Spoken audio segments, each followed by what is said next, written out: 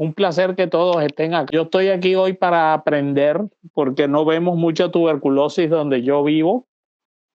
Todo el estado hubo 72 casos, la gran mayoría personas que provienen del extranjero y personas que tienen inmunodeficiencia. Esos son los casos que vemos. Son mucho más raros de la cantidad que yo sé que existe y que se ve en Venezuela. Salieron estas guías, usualmente cuando recogemos artículos para el club de revistas, lo hacemos basado en qué hay de nuevo.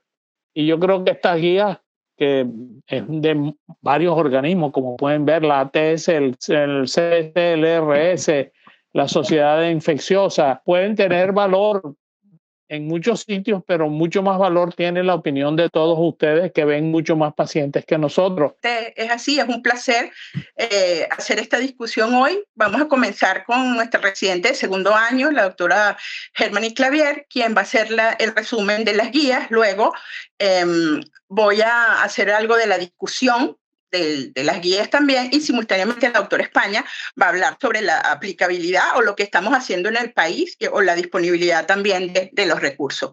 Al final, sí, ya podremos entonces abrir el espacio para las preguntas.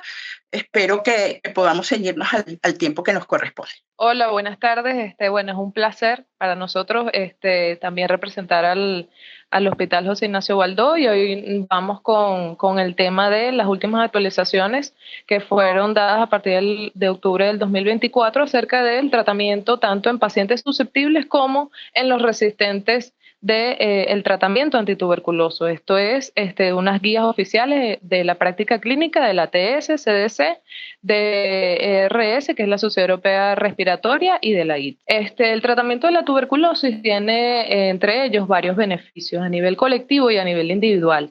El individual sería la curación propia del paciente, y a nivel colectivo sería la remisión de la infección como tal por este Mycobacterium tuberculosis. Históricamente ha implicado ciclos demasiado prolongados desde hace bastante tiempo de múltiples medicinas y también de reacciones adversas frecuentes al tratamiento. Es por ello que tanto obviamente los pacientes y los médicos siempre vamos a preferir regímenes más cortos para aumentar la seguridad y la eficacia, y también disminuir las tabletas y las inyecciones de estos tratamientos, tanto en pacientes sensibles como en pacientes resistentes. Entonces, en los ensayos clínicos recientes van a proporcionarnos nuevas pruebas para poder alcanzar estos objetivos. La CDC y la OMS, ellos también actualizaron las guías en el 2022, que también nosotros nos vamos a basar en ellas. Entonces, para el análisis de esta evidencia científica, nos vamos a basar en las preguntas PICO, que es más que todo para la redacción. Entonces nos basamos en la población, que es el grupo específico de todos los pacientes que vamos a estudiar, que es en estos pacientes que les vamos a dar el tratamiento, tanto a los pacientes con tratamiento sensible al tratamiento tuberculoso como a los resistentes. La intervención es esta comparación del tratamiento que hemos evaluado, comparándolo con tratamientos nuevos, y esa es en la parte de comparación. La alternativa estándar, que es la reducción del tiempo. Estamos hablando de que estamos comparando 4 meses con 6 meses de tratamiento. Y el outcome, que es el desenlace o los resultados medidos. También, como en la parte metodológica, también vamos a utilizar el GRADE, que es el Gradient Assessment Development Evaluation, que esta es la parte de la cualidad de la evidencia científica y la fuerza que esta tiene como evidencia científica. Entonces, desde el punto de vista de nosotros, para los médicos, acá vamos a hablar bastante de la recomendación fuerte y recomendación condicional. En la de los médicos, bueno, sería por la gran mayoría de las personas que deberían de recibir el curso de acción recomendado, y el cumplimiento de estas recomendaciones, obviamente, de acuerdo con las directrices que se podrían utilizar como criterio de calidad o indicador de rendimiento. Y una de las recomendaciones condicionales, así como, bueno, como cada médico debería hacer con sus pacientes, dependiendo de la condición del paciente y la decisión en dependencia de cómo se encuentra el paciente, e individualizarlo. Entonces, bien, vamos a comenzar. Son 4 preguntas. Las preguntas PICO tenemos en adolescentes y adultos con tuberculosis pulmonar sensible a los fármacos en un régimen de 4 meses en un régimen de 4 meses compuesto por 2 meses de isoniazida, rifampicina, piracinamida y moxifloxacino, seguido de 2 meses de isoniazida. Ven que están colocando la rifampicina, que no está estipulado, y el amoxifloxacino. Es tan eficaz y seguro como el régimen estándar de 6 meses para tuberculosis sensible, colocando 2 meses de isoniazida, rifampicina, piracinamida y etambutol, o sea, como nosotros siempre lo hemos colocado, seguido de 4 meses de isoniazida y rifampicina. Esto avalado por la ATS, CS, RS e ITSA. Entonces, según el tratamiento, llegamos. El tratamiento de isoniazida, 300 miligramos al día por 16 semanas. Ellos están implementando que para colocar rifampicina y moxifloxacina. Moxifloxacina, bueno, 400 miligramos. La rifampicina, 1200 miligramos. Y la piracinamida, en dependencia del peso también. Entonces, ellos, según un estudio, que es el 31A5349, esto es un estudio aleatorizado, abierto en fase 3, de no inferioridad, ellos compararon entonces el régimen de los 4 meses con moxifloxacina, incluyéndolo, porque no estaban moxifloxacina y rifampicina, comparándolo con los 6 meses del régimen internacional en 34 países, entre Brasil, China, Haití, Kenia, entre otros. Entonces, ellos incluyeron ¿a quiénes? Ellos incluyeron a estos pacientes adultos mayores de 12 años que tuvieran un BK positivo y un Gingiber positivo, que sean susceptibles a isoniazida, rifampicina y la fluorquinolona. Y también estos pacientes con HIV que tuviesen un conteo manual de CD4 mayor a 100 células por milímetro cúbico. Y en los criterios de exclusión, aquellas que estuvieran embarazadas o que estuvieran recibiendo tratamiento últimamente de estos pacientes con tuberculosis latente, o que tengan, o sea, como les estamos colocando también moxifloxacina, hay que estar pendiente del QT prolongado, el síndrome de QT prolongado, y a aquellos pacientes con tuberculosis extrapulmonar o menores de 40 kilos. El régimen de duración, como les dije, bueno, estaban comparando estos 4 meses con los 6 meses. Entonces, como podemos notar en estos cuadros, que el porcentaje de curación con el grupo de intervención, que es el que estamos estudiando, un 84.6%, comparado a un 85.4%, que podemos ver el riesgo relativo es menor a 1 de 0.99, con el grado de evidencia que es elevado. Y las reacciones adversas, los eventos adversos, en un 18.7% comparado al 19.3%, que tiene un grado de certeza disminuido. Acá tenemos el análisis que en los resultados, como les dije anteriormente, la curación un 84.5% en los 4 meses comparado a los 85.4%. En los eventos adversos, 18.7% y 19.3% a los 6 meses. En la recomendación, como les dije anteriormente, condicionales en dependencia de cada paciente, la certeza es moderada. Entre los beneficios va a reducir la duración del tratamiento en un 3%. Y entre los desafíos que ellos ven es que requiere de rifampicina, que obviamente va a estar limitada en algunos países. ¿Ven la segunda diapositiva? No. Todavía. Por eso vela pasando rápido para que se... Es que en los niños y en adolescentes con tuberculosis pulmonar no grave, son sensibles a los fármacos. Ellos están comparando 4 meses, la duración de los 4 meses, compuesto por 2 meses de dosis estándar de isoniazida, rifampicina, piracinamida y etambutol, seguido de 2 meses de isoniazida y rifampicina.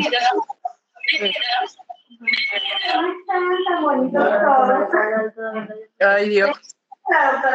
El tratamiento va a ser de isoniazida 10 a 15 miligramos por kilogramo, la rifampicina 10 a 20, piracinamida de 30 a 40 miligramos por kilogramo y el etambutol de 20 miligramos por kilogramo. Siguiente, ellos se basaron en esto para colocarles el tratamiento, obviamente es según el peso. Entonces, este fue un estudio SHINY que ellos realizaron. Esto es un estudio abierto que de no inferioridad, randomizado, controlado, comparando entonces los 4 meses o las 16 semanas versus los 6 meses, utilizando este tratamiento que les dije anteriormente. O sea, ellos querían comparar el tiempo. Esto fue en Uganda, también tomaron en cuenta Zambia, Sudáfrica y la India. Y en los criterios de inclusión, ellos incluían a todo paciente de 0 a 16 años, de peso mayor a 3 kilogramos, porque estamos aquí en la parte pediátrica, y se excluyeron a todos aquellos que tuviesen, por ejemplo, cavitación, sean niños prematuros, TB miliar, entre otros. Entre el número de porcentaje de muertes está 1.2% comparado, o sea, los 6 meses, 4 meses comparado a los 2.3 meses en estos pacientes. Y el tratamiento de la adherencia no fue tanto cambio significativo, entre un 95% en el grupo de intervención y el que se comparó con un 93.2%. Entre la edad de los pacientes, como lo dije anteriormente, ellos tomaban en cuenta en la radiografía que no hubiese cavitaciones, por lo tanto, compararon el régimen de los 4 meses con 2 meses con isoniazida rifampicina, incluían en el etambutol, más la isoniazida rifampicina, comparado con 6 meses el régimen de 2 meses de isoniazida rifampicina, piracinamida y etambutol, con 4 meses de isoniazida y rifampicina, siguiente, en los cuales el resultado de éxito fue que en los 4 meses, como les dije anteriormente, fue un 97% y 96% a los 6 meses en los eventos graves, un 7.8% a los 4 meses comparado a los 8 meses, al 8% que se suscitó a los 6 meses. Ellos no incluyeron a tuberculosis ganglionares periféricas, ni derrame pleural complicado, ni pacientes con cavidades. A nivel de radiografía de tórax, entre los beneficios, había menos interrupciones escolares y costos familiares. En la exclusión, no aplicaban tampoco para TB miliar, meninge o resistencia conocida a algún tratamiento, obviamente. La tercera pregunta es en adolescentes mayores o igual a 14 años y adultos con TB pulmonar resistente a la rifampicina. Es un régimen BEPALM, que aquí no tiene la moxifloxacina, entonces de 6 meses, tan eficaz y seguro como los regímenes actuales para la tuberculosis resistente a medicamentos de 15 meses o más. Compuestos de acuerdo con las directrices actuales de tratamiento de la tuberculosis resistente a medicamentos de ATS, CDC, RS, ITSA. O sea, ellos aquí están comparando el BEPAL con los 6 meses y a los 15 meses o más, si es eficaz. Siguiente. Estos son los tratamientos: la bedaquilina, pretomanil y linesolí, que es de 400 miligramos 2 veces orden día por 2 semanas, y luego 200 miligramos lunes, miércoles y viernes por las siguientes 24 semanas. Pretomanil 200 miligramos orden día por las 26 semanas y el linesolí 600 miligramos orden día por las 26 semanas. Entre ellos consiguieron que el grupo CENIX, o sea, en el ensayo CENIX, que fue realizado en el 2022, estudiaron a 181 pacientes con MDR y XDR, y entre sus resultados vieron que la curación fue del 93% versus a los 6 meses, versus un 64% en los regímenes de 15 a 24 meses. Y neuropatía periférica en un 24%, debido a altas dosis de linesolid versus un 13% debido a bajas dosis de esta. También en el estudio de NICS, que ellos estudiaron en 2020 a 109 pacientes con multidrogo resistente y el XDR, entre los resultados vieron que había 90% de curación con BIPAL. Entre la recomendación era fuerte, con certeza muy baja y para adolescentes de 14 años o más y adultos sin exposición previa de daquilina o linesolid. Entre los beneficios sí había un régimen totalmente oral sin inyectables. Ellos excluían también, como anteriormente, TB miliar, meninge o con resistencia conocida. Siguiente. Y la última pregunta pico, que es en adolescentes mayores igual a 14 años y adultos con TB pulmonar resistente a rifampicina, o sea, RR, y sensible a las fluorquinolonas, es un régimen BIPALM de 6 meses tan eficaz y seguro como los regímenes de tuberculosis drogoresistentes de 15 meses. Aquí también lo están comparando como en el anterior, pero aquí están incluyendo la moxifloxacina. Igual, como les dije anteriormente, pero incluyeron la moxifloxacina de 400 miligramos orden día por las 26 semanas. En este estudio ellos compararon en el TB Practical y el CENES, en estos dos estudios que el CENES ya se los di anteriormente, en el TB Practical. Este es un estudio de fase 2-3 abierto que estaba randomizado. Él comparaba también el Bepalm sin la moxifloxacina y con moxifloxacina, y los criterios de inclusión eran MDR-RR y XDR, o sea, los resistentes incluyendo la moxifloxacina, rifampicina, isoniazid y moxifloxacina. Todo paciente de 15 años o mayor, y en exclusión, como les dije anteriormente, aquellos que estuvieran embarazadas, que tuvieran enfermedades cardíacas, hepáticas, entre otros. Aquí se ve la tasa de éxito. Ya les voy a mostrar en los resultados que tuvimos en este. Ellos, en la comparación de los 6 meses, comparar los 15 a 24 meses, que era la forma regular que nosotros tenemos con los pacientes, entre los resultados de curación, un 89% con Bepalm versus en un 52% con regímenes largos. Entre los eventos adversos, un 21% con Bepalm versus 51% con los regímenes largos de 15 a 24 meses. La recomendación es fuerte, la certeza es muy baja al agregar la moxifloxacina para prevenir la resistencia. Entre los beneficios, reduce los eventos adversos graves en los pacientes, y las consideraciones: evitar el efavirenz en la interacción, porque estos tienen interacción con la bedaquilina. Entre las limitaciones, podemos ver que se excluyeron a poblaciones que también son clave, que son las embarazadas, niños menores de 14 años y pacientes con tuberculosis y meningia, y pacientes también tenían sesgos en el estudio observacional con los datos de Bepalm y Bepalm-M, que provienen de ensayos abiertos, como los dije anteriormente. En un ensayo abierto no había cegamiento de ambas partes. Entre las conclusiones, se puede decir que, en la tuberculosis sensible en adultos se vio mejor eficacia y seguridad en aquellos pacientes que recibieron el régimen con rifampicina y moxifloxacina de 4 meses, y en los pacientes con TB resistente que tenían tratamiento con Bepalm-M, que reducen la duración del tratamiento de 18 a 6 meses con mayor éxito. Bien, ahora en conmemoración del Día Mundial de la Tuberculosis, que es el 24 de marzo del 2025, ya ahorita va a presentar nuestra queridísima doctora Xenia Fuentes. Gracias. Bueno, Betulio, continúa, por favor. Sí. Para discutir un poquitico esas guías, lo primero que hay que recalcar es que estas directrices fueron realizadas para implementarse en entornos de baja incidencia sin limitaciones de recursos. Obviamente que hay una mayor adherencia en estos esquemas cortos y tenemos entonces ventajas en el manejo programático.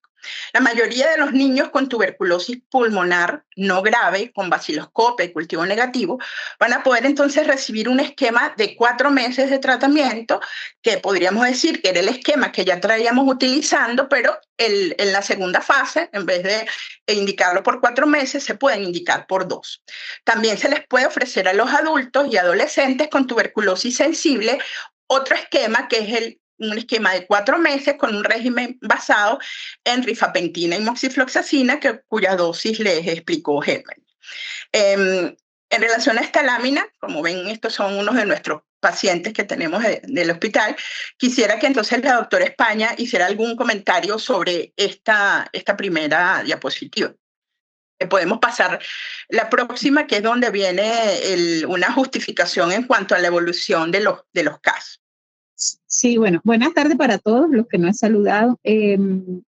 Nosotros, a pesar de que somos un país de mediana incidencia, ya de mediana casi que para alta incidencia, por las tasas y la carga que hay en el número de casos en los últimos años, los últimos 5 años, a pesar de todo eso, pues pudiéramos aplicar esos esquemas que están recomendando, salvo algunas limitaciones que tenemos. Pero, sin embargo, quería hacer observación que, a pesar de que venimos usando esos esquemas, digamos, desde los años 80, últimamente que vienen coformulados, es decir, vienen combinados en una sola tableta, nuestra tasa de éxito no ha sido tan tan mala, por decir así. O sea, ha sido una tasa que quizás pudiera optimizarse, pero siempre ha estado por encima de 80, que es lo que ven allí. Este gráfico lo tomé del último reporte mundial de la tuberculosis, donde aparece por países. Y vemos allí que para TB sensible pues está siempre por encima del 80%. Aparece allí hasta el 2022. El 2023, según información verbal, pues está en 85% la tasa de éxito, o sea que incluso mejoró el año 2023. 2024, pues se viene evaluando para este año 2025, pues siempre con un año de retrospectivamente.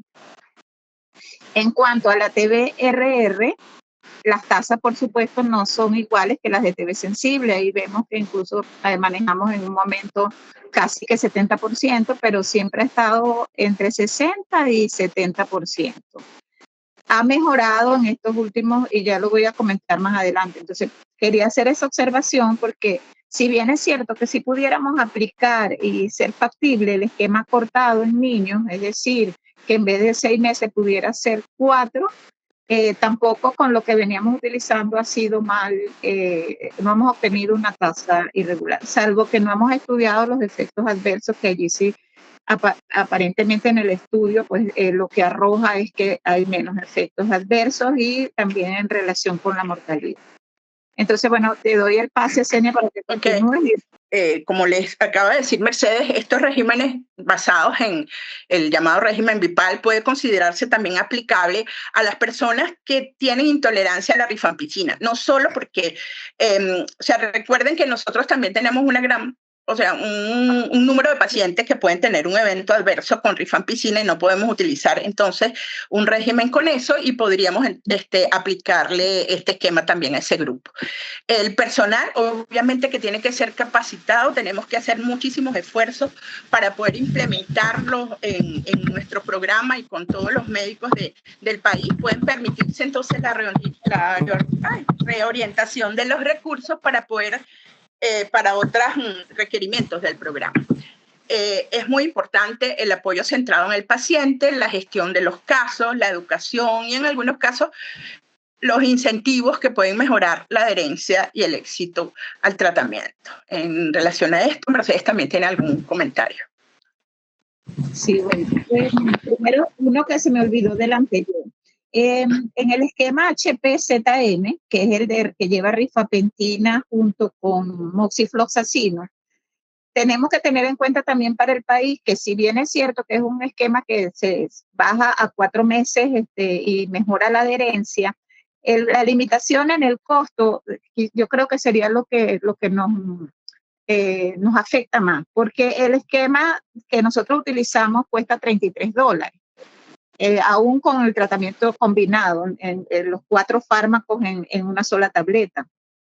Mientras que este esquema nos saldría a nosotros para 4 meses, el que se está recomendando, en $170. Es decir, con un tratamiento de HPZM compraríamos 5 tratamientos del esquema 1. Y bueno, en este momento, como estamos trabajando con la subvención, no sé qué tan factible sería ese esquema. En el caso de este esquema de BIPAL para tratamiento de las reacciones en pacientes que tengan intolerancia o reacciones adversas al régimen 1, la limitación está en que nosotros nos está llegando actualmente la cantidad por lo que estamos planificando que podemos, o sea, lo estimado que pensamos que podamos tener en resistencia.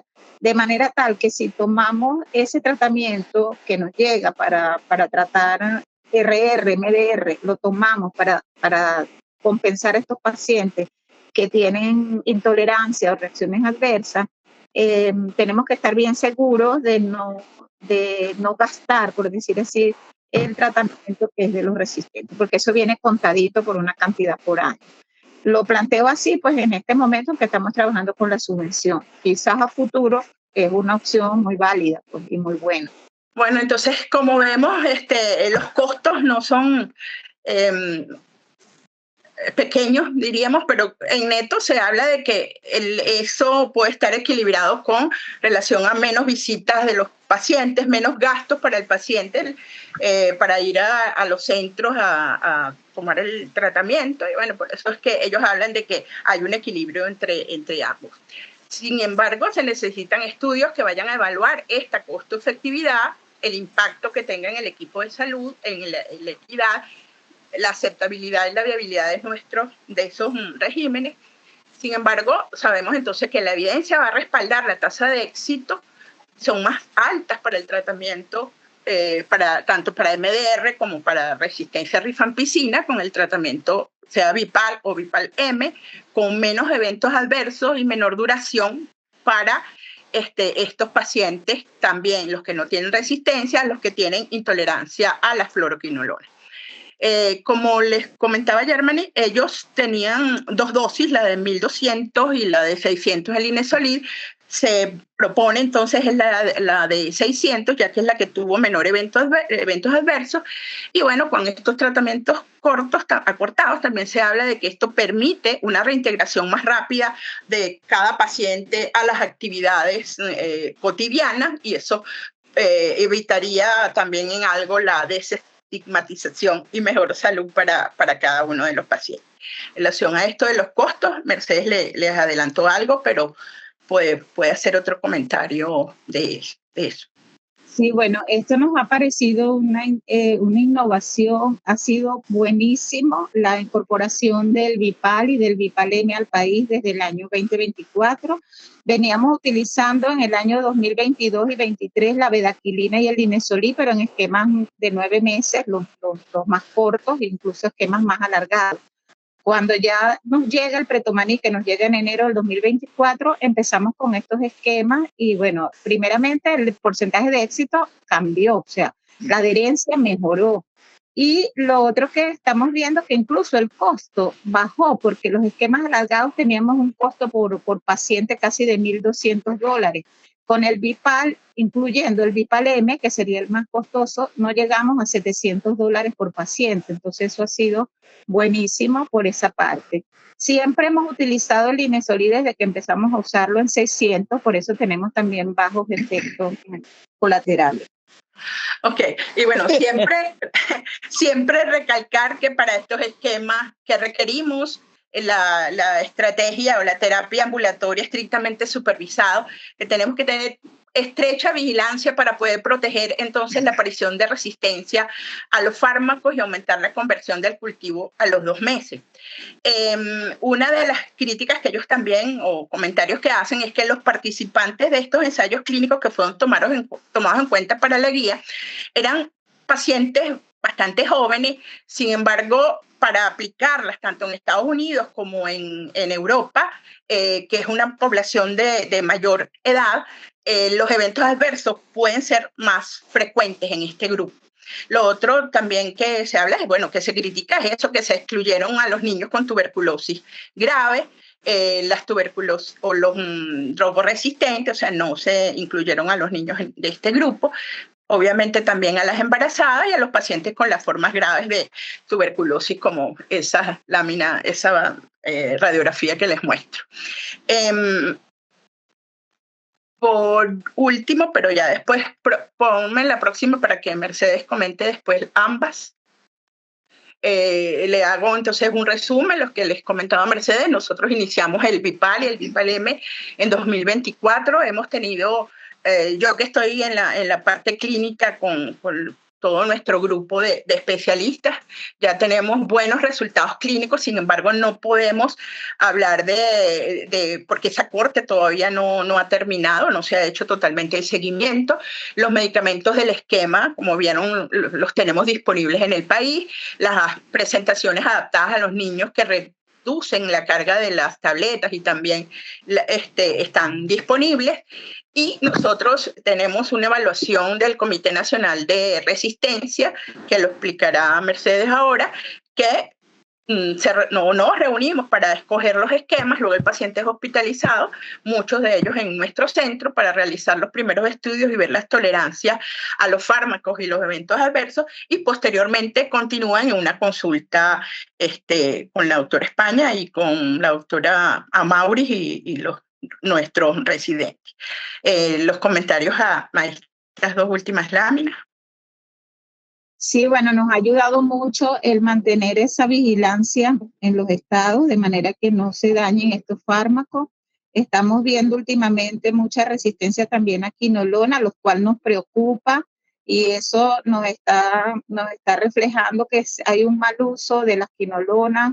Incluso antes de hacer el diagnóstico de TB, simplemente que hay una infección respiratoria y indican quinolona, y cuando se montan las pruebas, muchos de ellos son sensibles a isoniazida y rifampicina, pero ya son resistentes a quinolona. Entonces, esto nos va en contra, pues, de lo que es preservar estos fármacos para la TB resistente. Allí tenemos que trabajarlo a través de las sociedades científicas para mejorar eso, la indicación, la prescripción.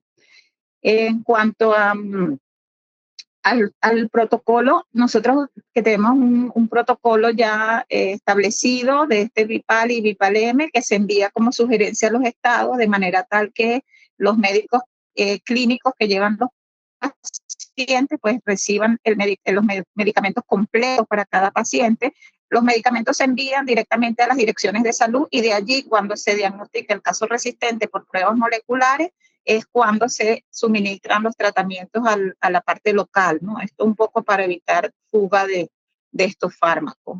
Hasta ahora esto nos ha funcionado muy bien.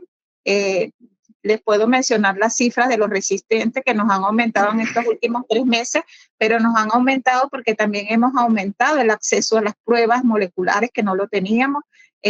Veníamos en el año que tuvimos más pruebas, antes de estos últimos 3 años, fue en el año 2022, que tuvimos unas 3.000 pruebas, que fue lo que se realizaron de pruebas moleculares, pero ya para el 2024 pasamos los 23.000 pruebas a nivel de todo el país, es decir, que todos los estados están funcionando los equipos de diagnóstico, y por supuesto los casos se han incrementado. En el 2022 hubo 84 casos resistentes, la mayoría, el mayor porcentaje son RR. En el 2023, perdón, fueron 154 casos, fue cuando instalamos los equipos en todos los estados, y ya para el 2024 empezamos a reducir más bien los casos resistentes. Tenemos 121 casos que son los que están con régimen Vipal.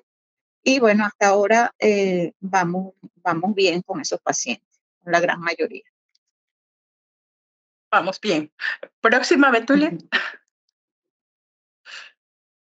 Ajá, este gráfico, este cuadro pertenece obviamente a las guías, y se los colocaba porque nosotros, sin tenerlo previamente, pero es uno de los que nosotros vamos realizando con las evaluaciones en cada mes de tratamiento, mientras se los vamos pidiendo a los pacientes, los distintos exámenes.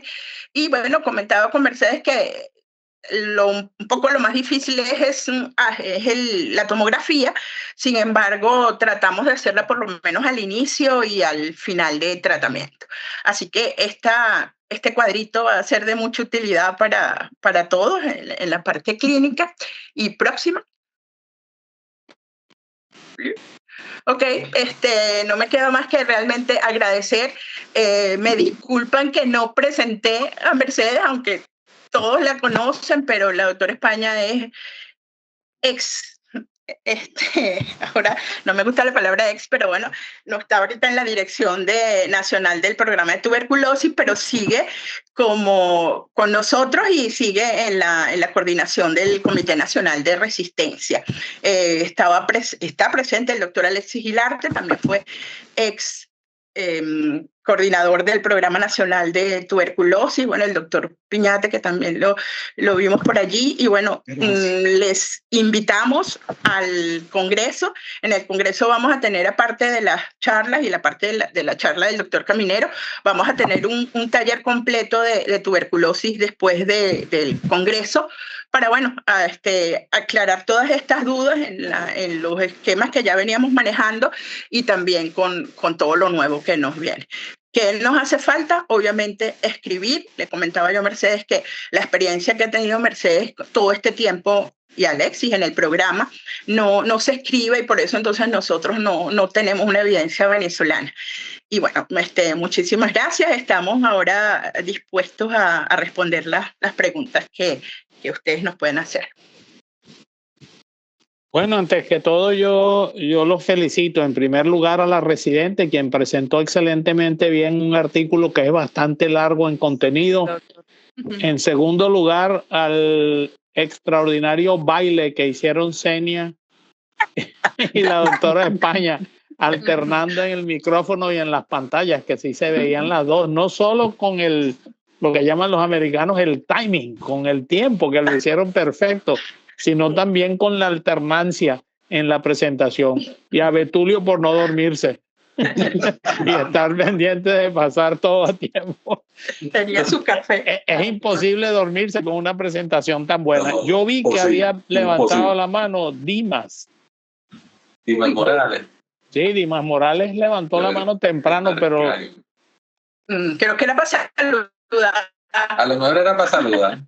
A lo mejor era para saludar. Para decir que nos espera en Maracaibo con unas mandocas. Bueno, sí, yo sí puedo decir que me encantó no solo la revisión de los artículos, sino el hecho de que duermo más tranquilo sabiendo que el sistema de tratamiento antituberculosis en Venezuela funciona y que permite que la gran mayoría de las personas que lo afecte la enfermedad, que creo que ha ido en ascenso, reciban el tratamiento apropiado. Desde aquí ya puedo dormir más tranquilo esta noche. Entre otras cosas, escogí el trabajo para ver cómo estábamos en relación a lo que son los estándares internacionales. Federico, tienes la mano levantada. Sí, bueno, me adhiero a la felicitación excelente, de verdad, Mercedes, Senia y la doctora residente, la doctora Clavier, disculpe, por la presentación. Quería preguntarle a Mercedes y a Senia en cuanto de dónde provienen los medicamentos en este momento. O sea, ¿quién da la medicación? Porque una de las cosas que a mí sí de verdad me angustia, y no quiero volver a darle insomnio a Bartolomé, a Rómulo, pero el año que viene, por ejemplo... USAID. Exacto. Espero que no. ¿Quién nos va a dar los medicamentos? Porque, por ejemplo, en este momento el XPER nuestro aquí tiene problemas. Y aquí en Barquisimeto eso funcionó muy bien y nos dio a nosotros una posibilidad inmensa de poder detectar esos casos, muchos más casos. Pero, ¿de dónde vienen los medicamentos y el año que viene de dónde van a venir? Ese es de Mercedes. Bueno, para hacer como el contexto, desde el 2019 están viniendo a través del Fondo Global, pero la diferencia es que en el año 2019 y 2020 fueron fondos de emergencia, que como vino el COVID, entonces se prolongaron hasta el 2023. Ahora, en el año 2023, nosotros como programa nacional hicimos la aplicación a una subvención a través del Fondo Global y nos las aprobaron al país. Eso cubre 2024, 2025 y 2026. Cubre los 3 años. Esos fondos están allí y nosotros lo que hacemos es cada año hacer la solicitud de lo que se vaya a requerir, de acuerdo también un poco al presupuesto que tenemos. Por eso yo mencionaba lo del esquema de rifampicina con Moxi, que elevaría los costos y entonces nos saldríamos del presupuesto. Pero está garantizado hasta el 2026. Después del 2026, bueno, ¿qué pudiera pasar? Habría que ver si van a aplicar otra subvención. Si a lo mejor yo hubiese estado de coordinadora todavía pudiera como que asegurarlo, porque me metería en eso de que se haga otra subvención, pero no sé cuál será a partir de allí, pues del 2026 en adelante. Espero que el 2026 ya haya cambiado un poco la situación de la TV en el país, o haya mejorado. Porque la idea de captar la mayoría de los casos, y sobre todo con estas pruebas moleculares que captan un caso, o sea, una prueba molecular te capta si el paciente tiene beta negativo y no tiene necesidad de esperar el cultivo los 2 meses, porque te puede, con simplemente de 13 a 16 bacilos viables, la prueba ultra ya te detecta tuberculosis, mientras que para una baciloscopía necesitamos 5.000 bacilos por ml. Entonces es una diferencia bastante grande y que se aprovecha para captar los casos tempranamente. Yo pienso que tenemos que aprovechar estos 2 años full para poder lograr bajar esa tasa y hacerlo bien para no expandir resistencia. Creo que eso es lo que debemos hacer. Con respecto a los equipos que mencionaba Federico, que está preocupado, ya yo reporté qué pasaba, que antes hasta octubre, yo estuve en la coordinación y yo era la encargada de reportar los equipos directamente a CEFEI, que es la casa matriz y que es la que están las garantías a través de la casa CEFEI. Cuando yo entrego, me dijeron que yo no podía hacer nada, que yo no tenía ya funciones administrativas, que solamente tengo funciones asistenciales y de la parte programática, pero no administrativa. Entonces me quitaron eso y bueno, nadie hizo nada durante todo este tiempo, ni en octubre, ni en noviembre, ni en diciembre. Fue una perdera de tiempo hasta que se vio la cosa, que se estaban dañando los equipos y no se estaban reportando, y ahora me autorizaron de nuevo en este mes para que yo hablara con CEFEI. Ya reporté a CEFEI, estoy haciendo la interacción. Yo creo que eso se resuelve en menos de un mes, porque CEFEI es muy rápido una vez que uno hace eso. Entonces, bueno, ahí estamos. Esa fue mi reacción. Bueno. Muchas gracias, Mercedes. Primero que todo, la admiro, que está fajada ahí tirando golpes desde la esquina. Sí. Betulio, tienes la mano levantada. Una pregunta. ¿Cuánto se tarda en que un país haga la orden de compra o la solicitud, qué sé yo, de medicamentos a quien los fabrica en la OMS o en la OPS? ¿Cómo es eso? ¿Cuánto un país se mete en cola para que eso llegue? ¿Qué cantidad debe pedir? ¿Es con respecto a la estadística que se reporta? ¿Cuál es el mecanismo, si nos puedes resumir, para que podamos entender a veces que no hay medicamentos, que no ha llegado, que sí hay, entonces no sabemos si es que el país no lo pide, si es que no llega, si es que no se distribuye? ¿Cómo es ese mecanismo? Bueno, eso es lo que se denomina gestión de medicamentos, que va desde la planificación, porque tenemos que planificar con qué esquemas vamos a trabajar, la selección de los fármacos, con qué casa se le va a comprar. Generalmente nosotros compramos a través del Fondo Estratégico desde hace mucho tiempo de la OPS.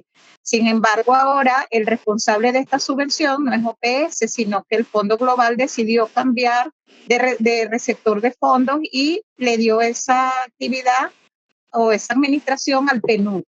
Entonces ahora el PNUD es quien compra, pero sin embargo los medicamentos siguen siendo de calidad y son los mismos que están. Eso tarda un promedio más o menos de 6 a 8 meses, todo el proceso de adquisición.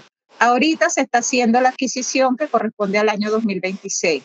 Ya está llegando lo que corresponde al 2025, porque eso se hizo en el 2024.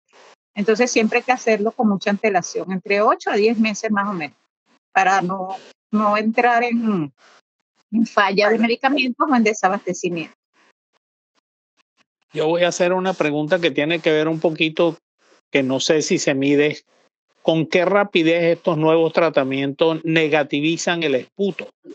Porque una de las cosas que yo presumo sería muy saludable si el esputo se negativiza más rápido y uno previene así infección a las personas circundantes.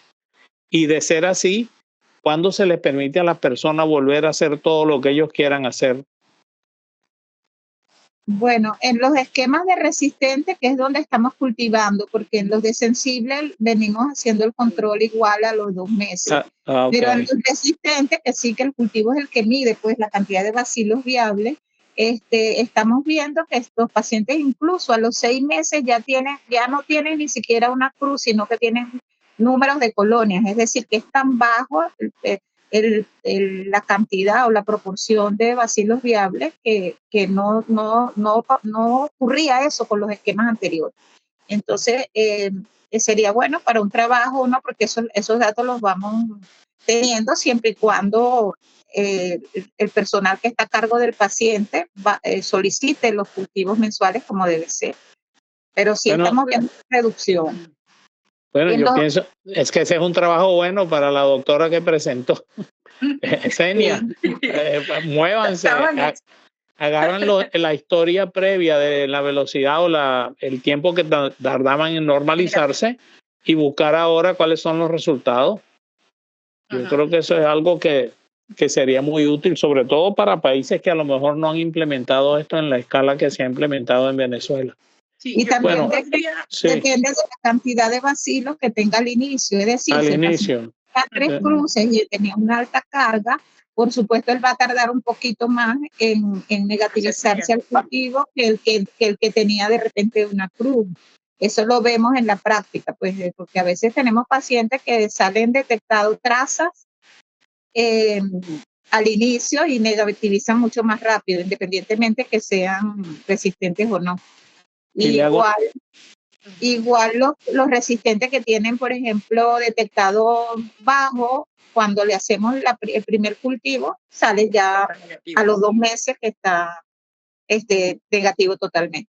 Negativo. Y una última pregunta de mi parte. ¿Qué pasa con estos pacientes una vez que se declaran curados? ¿Tienen que volver, qué sé yo, a los 6 meses, 1 año y volverlos a cultivar o algo? ¿O simplemente se pierden ya, no importa, se dan de alta y cualquier recidiva es un nuevo caso? No, nosotros llevamos toda una relación, porque nos ha favorecido que son pocos casos en el país. Yo veía en estos días que Perú hacía una presentación y decía que tenía 3.000 casos. Yo dije, nos volvemos locos aquí.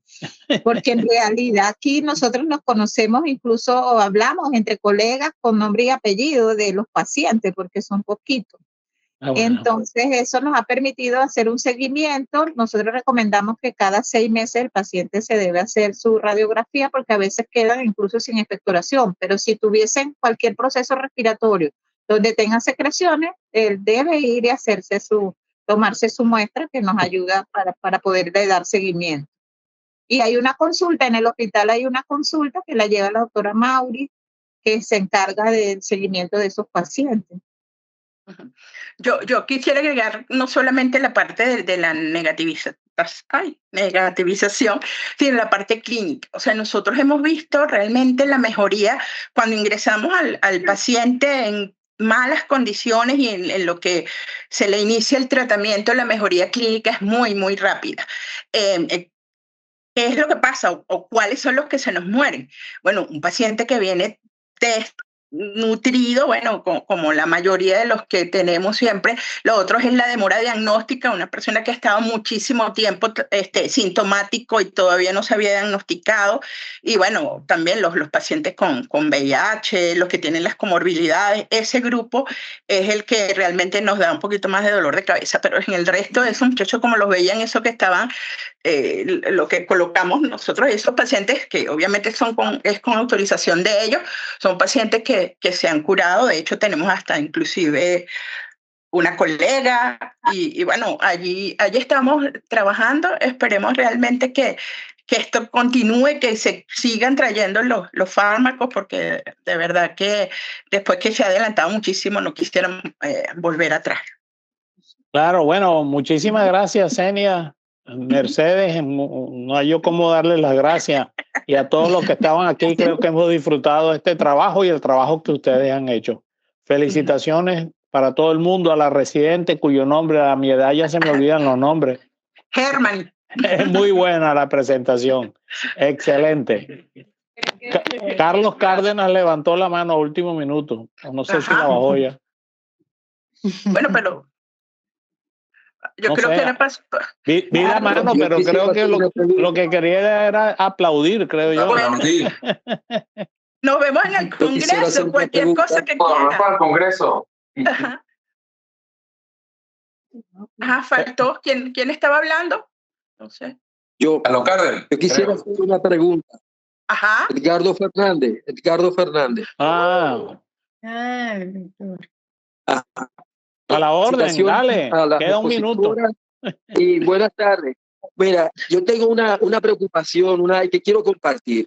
Me vi involucrado el año pasado porque el hijo de una amiga estaba preso allá en Cabima y tenía una clínica clara, dolores nocturnos, pérdida de peso, fiebre intermitente y encima de eso hemorroides.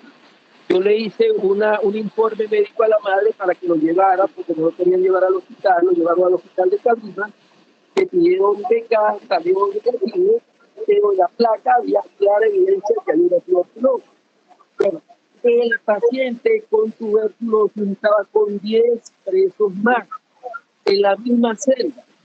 Y menos mal que se fugaron y el muchacho fue a parar a Colombia y en Colombia le dieron tratamiento. Mi cuñado es psicólogo en el Retén de Marí y allá tienen presos con tuberculosis compartiendo celdas con otros pacientes que no tenían tuberculosis.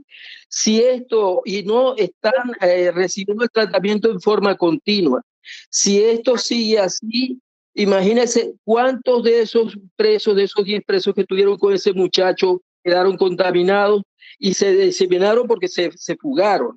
Y si uno de ellos es tuberculoso resistente, ¿cuántos casos se van a multiplicar?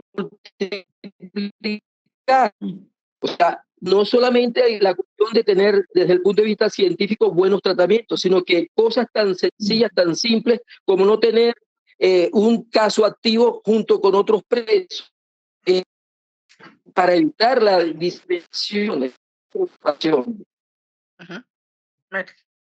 Bueno, Sí, bueno, ese es un problema gravísimo. No es fácil de resolverlo y porque hay que hacer, digamos, acuerdos o articular con el Ministerio del Servicio Penitenciario, porque ya no solo depende que se dispongan de los medicamentos, sino de la actuación de los protocolos que ya los hay diseñados para las prisiones.